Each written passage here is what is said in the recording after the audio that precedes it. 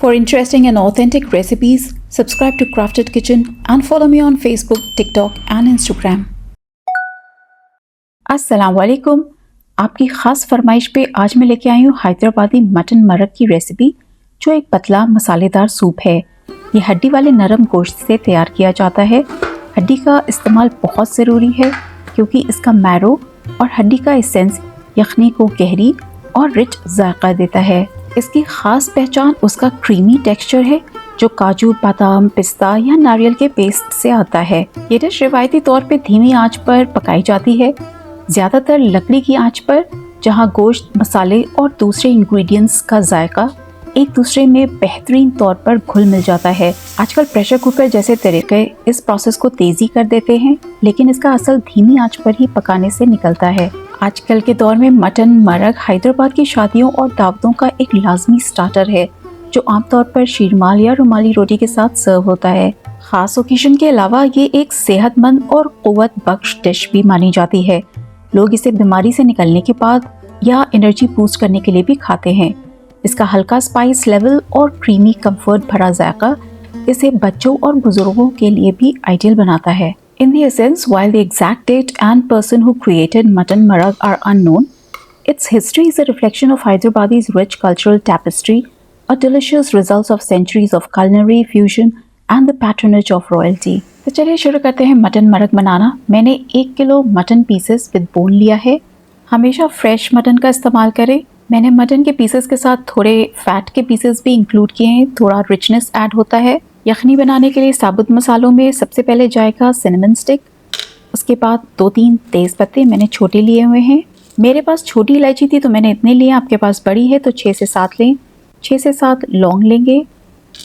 1 teaspoon भर करके मैंने ब्लैक पेपर कॉर्न्स लिए हैं और 1 टीस्पून शाहज़ीरा। आज मैं प्रेशर कुकर का इस्तेमाल कर रही हूँ। मटन पीसेस को प्रेशर कुकर में ऐड कर लेंगे और सारे साबुत मसाले भी। इसके बाद 3 कप मैंने पानी डाला है जो कि प्लेन है। आधा टीस्पून नमक डाल करके प्रेशर कुकर को लिड से कवर कर देंगे। मटन को हमें 90% पकाना है, बाकी का 10% हम उसे बाद में दूसरे वेसल में पकाएंगे। चलिए, जब तक मटन पक रहा है तब तक हम नट के पेस्ट बना लेते हैं। मैंने 3 प्यालियाँ लिए हैं। मैं यहाँ बादाम, काजू और पिस्ता का इस्तेमाल कर रही हूँ। काफ़ी जगह नारियल का भी इस्तेमाल होता है, तो ये आपके ऊपर है। मैंने सारे नट्स को गर्म पानी में सोक कर दिया है। अगर आपके पास बादाम और पिस्ता छिलके वाले हैं तो इसे इसके बाद छील लेंगे। मेरे पास सिर्फ पिस्ता था तो मैंने इसे इस तरह से छील लिया है। गर्म पानी से नट्स को सोक करने से बहुत आसानी से छिलके उतर जाते हैं और सोक होकर के थोड़े से पानी में उसको अच्छे से स्मूथ पेस्ट बना लें। मटन पकने के बाद हीट को स्विच ऑफ कर देंगे और स्टीम को नेचुरली रिलीज़ कर देंगे। प्रेशर कुकर का कवर खोलें और मटन पीसेस को एक अलग बोल में निकाल देंगे। ध्यान रहे कोई भी होल स्पाइसेस साथ में ना आए। काफ़ी सारे लोग साबुत मसाले के साथ ही मटन मरग तैयार करते हैं, लेकिन मुझे लगता है ये सूप है और सूप पीते वक्त साबुत मसाले मुंह में आए ज़्यादा अच्छा नहीं लगेगा, इसलिए मैं इन्हें छान लेती हूँ। तो हमने मटन पीसेस को अलग कर दिया है और ब्रॉथ को छान लिया है, इसे अलग रख देंगे। और अब एक लगन मैंने गरम कर लिया है मीडियम हीट पे। आप चाहें तो कुकिंग ऑयल का इस्तेमाल कर सकते हैं, लेकिन मटन मरग प्योर घी में ही बेहतर बनता है। मुझे मटन मरग क्रीमी और बहुत ही स्मूथ पसंद है, इसलिए मैंने एक लार्ज अनियन का पेस्ट बना लिया है। अनियन पेस्ट को मीडियम हीट पे चलाते हुए हमें इसे गुलाबी रंग होने तक भुनना है। जब तक हमारे प्याज भुन रहे हैं तब तक हम पाउडर्ड मसाले तैयार कर लेते हैं। आधा टीस्पून हरी इलायची का पाउडर, आधा टीस्पून ज़ीरा पाउडर, आधा टीस्पून ब्लैक पेपर पाउडर, आधा teaspoon chaat masala, 1/4 teaspoon white pepper powder और 1 टेबलस्पून धनिया पाउडर। प्याज हमारे गुलाबी हो गए हैं। इसके बाद हम ऐड करेंगे जिंजर गार्लिक और ग्रीन चिली का पेस्ट। ग्रीन चिली आप अपने पैलेट के हिसाब से ऐड करें। मैंने 4 से 5 डाले हैं। थोड़े से पानी ऐड करके इसे भी डाल देंगे और अच्छी तरह से इसे भुनेंगे। जब लहसुन अदरक का कच्चापन निकल जाए तो इसके बाद ऐड करेंगे आधा कप स्मूथ योगर्ट और हीट को लो करके इसे अच्छे से भुनेंगे जब तक कि दही का कच्चापन ना निकल जाए। ऑयल सरफेस पे आ गया है। अब हमने जो नट्स का पेस्ट तैयार किया था उसे भी ऐड कर देंगे और साथ ही थोड़ा और पानी मिला करके ऐड कर देंगे। इसे भी बहुत अच्छे से मीडियम लो हीट पे भुनेंगे। काजू का पेस्ट बहुत अच्छे से भुन गया है। अब इसमें मटन के पीसेस जो हमने अलग किए थे उसे ऐड कर देंगे और साथ ही ब्रॉथ को भी ऐड कर देंगे। हीट को अब हमें मीडियम कर देना है। सारे पाउडर्ड मसालों को भी ऐड कर देंगे इसके बाद, और अच्छी तरह से मिलाने के बाद हीट को मीडियम कर देंगे ताकि उसमें सिमर आने लगे। इस स्टेज पे आप सॉल्ट चेक करके उसे एडजस्ट कर सकते हैं। मुझे कम लगा इसलिए मैंने थोड़ा सा मिला दिया है। अब इसको अच्छी तरह से मिला करके पॉट को लिड से पार्शियली कवर कर देंगे। जब यखनी में जोश आ जाए तो इसमें आधा कप दूध मिला देंगे।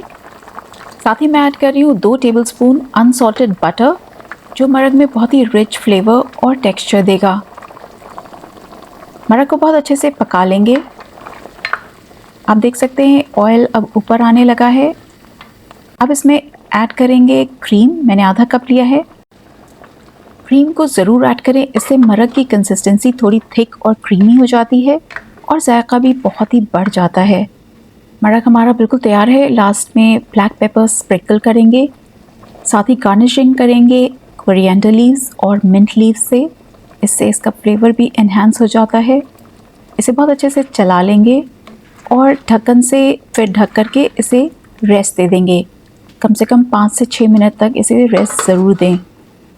5 से 6 मिनट रेस्ट देने के बाद चलिए अब इसे सर्व करने की तैयारी करते हैं। बहुत ही ज़बरदस्त माइल्ड सी खुशबू आ रही है और देखने में भी बेहतरीन लग रहा है।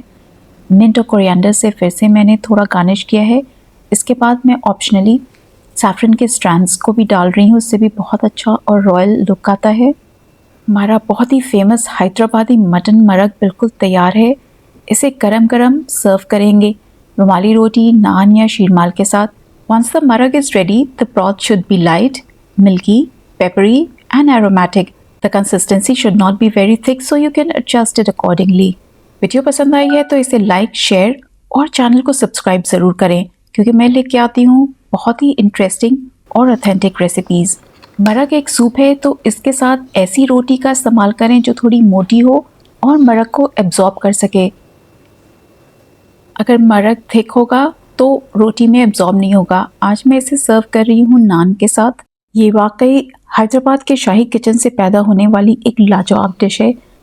इसे सर्दियों में बच्चे, बुज़ुर्गों या बीमारी से उठने वाले किसी भी फैमिली मेम्बर्स के लिए बनाएं और इस तरह से शीरमाल के छोटे छोटे टुकड़े इसमें डाल करके डिप करें और बहुत ही क्रीमी सूप के साथ सर्व करें। बहुत ही सटल माइल्ड टेस्ट है, बहुत ही एरोमेटिक और गोश्त तो बहुत ही अच्छे से टेंडर हो चुका है। तो चाहते चाहते इस वायरल हैदराबादी चिकन दम बिरयानी की वीडियो ज़रूर देखें और साथ ही देखें लखनऊ की दम बिरयानी। अपना बहुत ख्याल रखें। माअस्सलामा।